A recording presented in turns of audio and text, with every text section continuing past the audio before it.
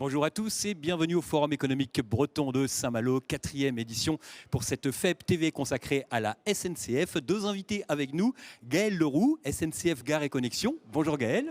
Bonjour.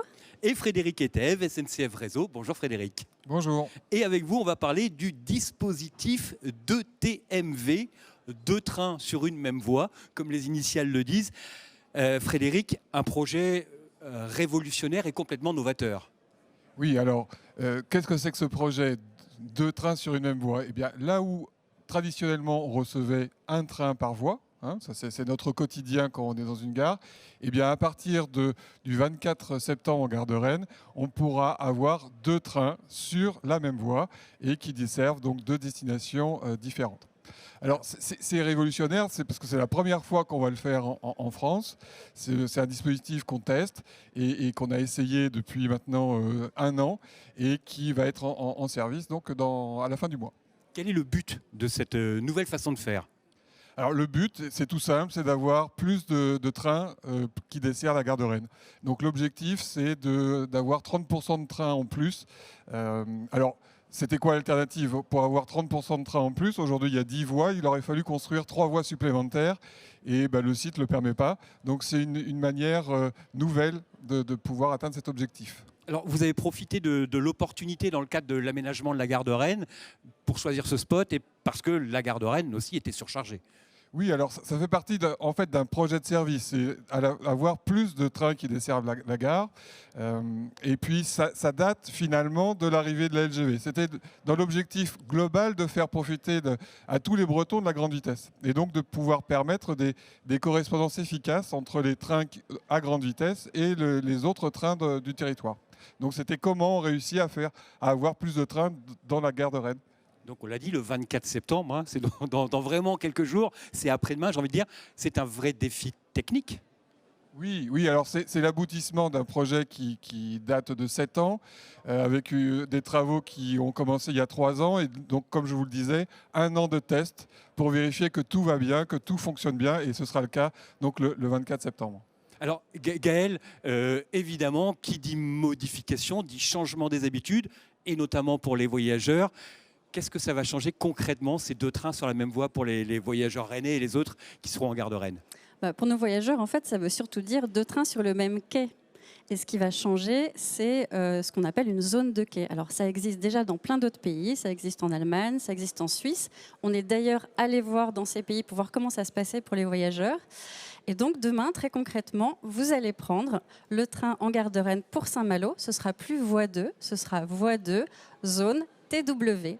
Et donc, on va refaire toute la signalisation sur les quais pour bien délimiter ces zones de quai, pour expliquer que voilà, maintenant, il y a deux zones de quai sur un même quai et on va refaire toute la signalisation, on va faire des marquages au sol, on va faire en sorte que ce soit simple et facile à utiliser pour nos voyageurs.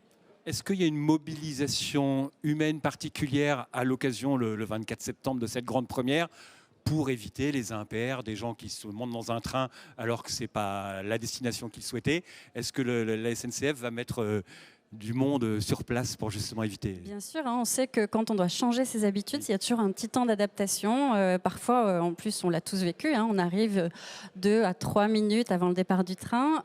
Si tout à coup change, il faut qu'on soit accompagné. Donc, on a décidé, nous, de mettre du monde exceptionnellement pendant toute la période de démarrage, de mise en service.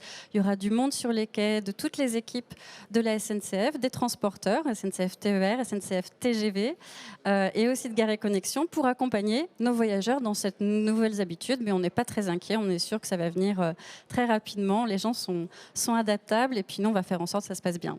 Frédéric, j'imagine que les yeux de toute la SNCF seront tournés vers Rennes à cette date-là, puisque c'est aussi le coup d'envoi de ce qui va se multiplier peut-être dans les semaines, les mois, les années à venir. Oui, le projet est très, très attendu. Alors, comme disait Gaël, on prépare cette mise en service depuis déjà de nombreux mois sur tous ces aspects systèmes. Et donc, oui, c'est attendu parce que dans 2 mois, c'est-à-dire dans fin novembre, à Annemasse, donc en Savoie, ce système sera aussi développé. Alors c'est une gare un peu différente, un peu plus petite. Et ce projet, si ça fonctionne, ce qu'on le croit, sera probablement installé sur les gares de Grenoble, sur les gares de Nantes, Toulouse. Donc c'est vraiment un projet très attendu et, comme je disais, très efficace finalement. Au lieu de construire des voies supplémentaires, on a un système de signalisation qui fait le même office pour une empreinte carbone très diminuée et des coûts très diminués. C'est quoi le challenge? C'était les règles de fonctionnement, parce que vous l'avez dit, en fait, on ne construit pas des voies en plus, on modifie la façon de faire. Voilà, on modifie la façon de faire et c'est comme si on modifiait un peu les feux rouges et les feux verts. Voilà. Donc c'est ça. Donc c'est ça qui est compliqué. Il faut bien s'assurer qu'en faisant cela, on ne crée pas des risques supplémentaires ou qu'on n'avait pas vu au départ. Donc c'est un vrai sujet complet. Hein. Il faut prendre le sujet dans sa complétude. On disait une première nationale, mais vous me disiez que c'est quasiment une première mondiale, parce que je crois qu'on parlait de l'Allemagne, mais ce n'est pas tout à fait le même dispositif. Dans les autres pays, le système est beaucoup moins automatisé. Là, on a un système qui a des fonctionnements et des automatismes de sécurité qui sont beaucoup plus développés. Donc oui, ça existe en termes de fonctionnement, mais pas sous ce mode-là. Gaël, on le disait, beaucoup d'attention sera portée aux voyageurs. C'est quoi la crainte? C'est la personne qui met son bagage dans un train et qui monte dans un autre, la personne qui se retrouve sur le quai et qui prend le mauvais train, entre guillemets. C'est ça les plus grandes craintes, entre guillemets?